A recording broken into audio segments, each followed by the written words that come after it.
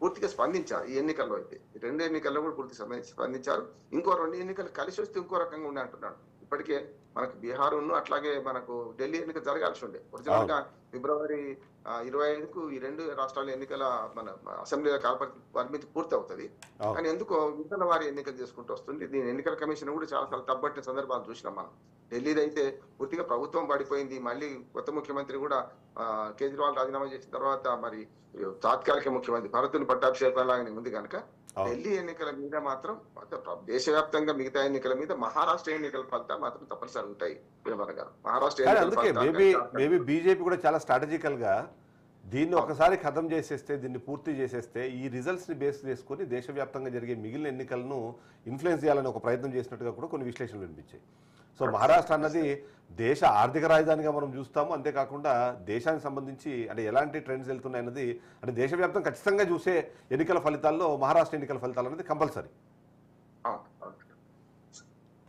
So దాన్ని బట్టి చూస్తే ఎస్ వెంకట్ గారు, 2 రాష్ట్రాల ఎన్నికల ఫలితాలు బీజేపీని ఓ రకంగా అంటే మొన్నటి ఎదురు దెబ్బ ఉంది కదా ఆ పార్లమెంట్ ఎన్నికల్లో అది తట్టుకునేలాగా ఇంకా హర్యానా చేసింది. ఆ తర్వాత ఈ 2 రాష్ట్రాల ఎన్నికల్లో ఖచ్చితంగా వీళ్ళు గెలిస్తే రేపు దేశ రాజకీయాల్లో పెను మార్పులు వచ్చే అవకాశం ఉన్నది. వచ్చే అసెంబ్లీ ఎన్నికలు, వచ్చే రాష్ట్రాల్లో అసెంబ్లీ ఎన్నికల్లో. వెంకట్, 2 అంటే అర్లీ ట్రెండ్స్ చూస్తే 2 రాష్ట్రాల్లోనూ మీకు ఎదురుగానే తీస్తున్నట్టుగా కనిపిస్తుంది. కేవలం సంతోషపడాల్సిన ఒకే ఒక విషయం ఏంటంటే ప్రియాంక గాంధీ వయనాడులో ఆధిక్యంలో ఉన్నారు. అది కూడా పెద్ద నెంబర్ కాదు, బట్ అర్లీ ఓటింగ్ అయినా సరే దాదాపు 500 ఓట్లకు పైన ఆధిక్యంలో కనిపిస్తుందంటే మంచి నెంబర్ కానీ మనం చూడాల్సిన అవసరం ఉందేమో. ఎలా చూస్తారు మీరు? సార్, యాక్చువల్గా మన తెలుగు రాష్ట్రాల్లో లాగా ఏది ఉద్యోగస్తులు ప్రభుత్వంలో ఉన్నప్పుడు యాంటీ ఇన్కంబెన్సీకి తోడవుతారని అయితే మనం కంక్లూజన్కి రాలేము. రాష్ట్రాల వారీగా పరిస్థితులు మారొచ్చేమో. సో ఈ పోస్టల్ బ్యాలెట్ కాబట్టి ఇప్పుడు ప్రియాంక గాంధీ గారిది కూడా 1-2 రౌండ్లోనే వాళ్ళకు లీడ్ వచ్చింది.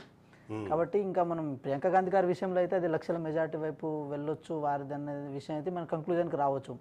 ఇక్కడ విషయం ఏమంటుందంటే సార్, జార్ఖండ్ విషయానికి వచ్చినా లేకపోతే మహారాష్ట్ర విషయానికి వచ్చినా ఈ 2 రాష్ట్రాల యొక్క స్థితిగతులు ప్రత్యేకమైనవి సార్. అక్కడ సుబెన్ సోరెన్కి వాళ్ళని ప్రత్యేకంగా జైల్లో పెట్టడం కానీ అలాంటివి కానీ అవి ఎమోషనల్గా కొంచెం వారిని డ్యామేజ్ చేసే పరిస్థితుల్లో భాగంగా వారి పట్ల కొంచెం ప్రజలకు ఒక సానుభూతి అయితే తోడ్పాటైంది. అది కాంగ్రెస్ పార్టీ కూడా ఇందాక సరే మణిపూర్ విషయం దానికి తోడవ్వకపోవచ్చు, ఎందుకంటే నార్త్ ఈస్టర్న్కి దీనికి కొంచెం గ్యాప్ కూడా ఉంది. అక్కడ గ్యాప్ అంటే అక్కడ ఉన్న ప్రజల వ్యతిరేకత ఇక్కడ వరకు ప్రభావితమైందని చెప్పి దాన్ని మేము అడ్వాంటేజ్గా తీసుకుంటలేం. కానీ జార్ఖండ్ విషయానికి వచ్చినప్పుడు మాత్రం పర్టికులర్గా అక్కడ ప్రజలకు కాంగ్రెస్ పార్టీ ఏం చేయదలుచుకున్నది అది క్లారిటీగా చెప్పగలిగింది. దాంతోపాటు సుబన్ సోరెన్ యొక్క నాయకత్వ పట్టిమ కూడా కాంగ్రెస్ పార్టీకి తోడైంది.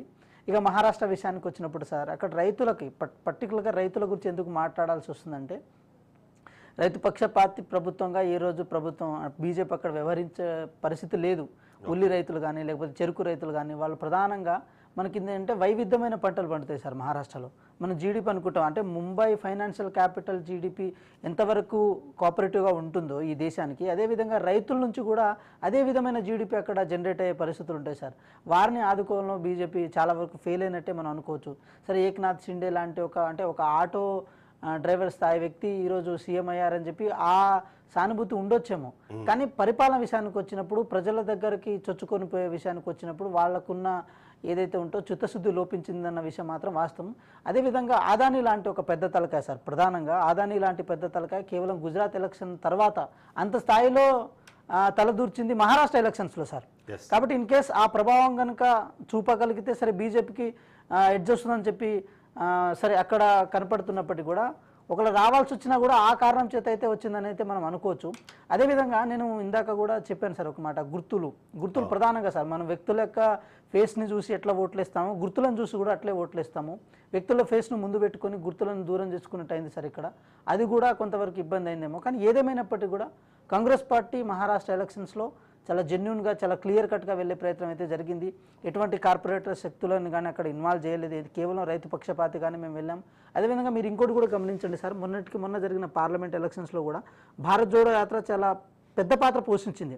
ఏదైతే మేము నాందేడ్ ప్రాంతం నుంచి మేము అట్లా వెళ్ళగలిగామో మధ్యప్రదేశ్ వరకు, ఆ ప్రాంతం అంతా కాంగ్రెస్ పార్టీకి ఒక క్లియర్ కట్ ఎడ్జ్ని ఏది ఎంపీ ఎలక్షన్స్లో మాకు ఇవ్వడం జరిగింది. అదేవిధంగా ఎమ్మెల్యే ఎలక్షన్స్లో కూడా అది మాకు తోడ్పాటు అవుతుంది. ఇంకా చూడాలి. బిగ్ బ్రేకింగ్ చూస్తున్నాము. మహారాష్ట్ర అలాగే జార్ఖండ్ రెండు ప్రాంతాల్లో కూడా బీజేపీ కూటమి ఆధిక్యాన్ని ప్రదర్శిస్తోంది. ఇప్పటికే 59 స్థానాలు, మహారాష్ట్రలో 59 స్థానాల్లో ఆధిక్యంలో బీజేపీ కూటమి కొనసాగుతుంటే మహారాష్ట్ర 14 స్థానాలకు మాత్రమే కాంగ్రెస్ కూటమి పరిమితమైనట్టుగా మనకి ఎర్లీ ట్రెండ్స్ మనకు కనిపిస్తున్నాయి. అంతేకాకుండా జార్ఖండ్లో కూడా బీజేపీ కూటమి అధికారంలోకి వచ్చేందుకు అవసరమైన ఆ వైపుగా ప్రయాణిస్తున్నట్టు మనకు కనిపిస్తుంది. అందులో 28 స్థానాలు, 81 స్థానాలకు గాను 28 స్థానాల్లో బీజేపీ ఆధిక్యాన్ని ప్రదర్శిస్తుంటే జార్ఖండ్లో కేవలం 8 స్థానాలకు మాత్రమే కాంగ్రెస్ కూటమి పరిమితమైనట్టుగా మనకు సమాచారం అందుతుంది. ఇక ఈ రెండు రాష్ట్రాల్లోనూ బీజేపీ తన దూకుడుని ప్రదర్శిస్తున్నట్టయితే మనకు తెలుస్తుంది. సార్ ఇప్పుడు నేను ఇంకో విషయం కూడా చెప్పదలుచుకున్నాను సార్. ఇప్పుడు మనం కూడా ఒక కంక్లూజన్కి రావద్దు అంత తొందరగా, ఇంకా చూడాలి నెక్స్ట్ ఏమవుతుంది. పోస్టల్ బ్యాలెటే కదా సార్, అక్కడ మిగతా ఇంకా రూరల్ పీపుల్స్ ఓట్లు ఇంకా వేయలేదు. కేవలం ఇప్పుడు ఎంప్లాయీస్ అయినప్పటికీ కూడా వాళ్ళు రూరల్ బెట్లు అయితే ఉండరు, ఒక అర్బన్ ఏరియాలో అయితే ఉంటారు. ఇక్కడ మనకు తెలిసిన విషయం అయితే కామన్గా ఈ దేశం మొత్తం మీద అర్బన్లో ఉండే ప్రజలు మాత్రం ప్రధానంగా బీజేపీ బెండై ఉంటారు.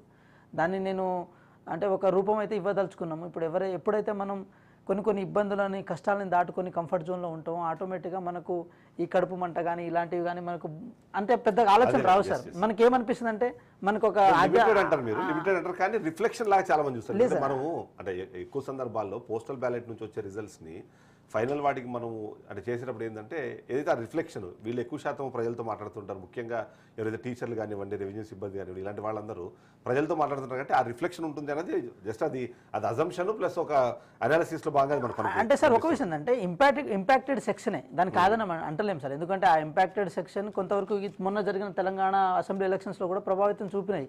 కానీ ఆ ఇంపాక్టెడ్ అనేది రూరల్ లెవెల్లో ఎంతవరకు పెనట్రేట్ అయితే అనే విషయం మీద కూడా మనకు కొంచెం డౌట్ రేజ్ చేయాల్సిన అవసరం ఉంది. వెంకటేశ్వర రెడ్డి గారు హాఫ్ సెంచరీ మార్క్ ఇప్పటికే మహారాష్ట్రలో దాటిన పరిస్థితి మనకు కనిపిస్తుంది. అంతేకాకుండా ఎర్లీ ట్రెండ్స్ అయినా సరే రిజల్ట్స్ కొద్దిగా మీకు పాజిటివ్గా కనిపిస్తున్నాయి. అయితే ఈ సందర్భంలో ఎప్పుడూ లేనిది ఈసారి ఎన్నికలు అంటే మహారాష్ట్ర కానివ్వండి, జార్ఖండ్ అంటే ఉత్తరాదిన ఎన్నికలకు సంబంధించి చూస్తే అక్కడ సంక్షేమ పథకాలు కానివ్వండి లేకపోతే డబ్బు ప్రభావం తక్కువగా ఉంటుంది అని ఎప్పుడు భావిస్తుంటారు. కానీ ఈసారి ఆ పరిస్థితి లేదు అన్న విశ్లేషణలు వినిపిస్తున్నాయి.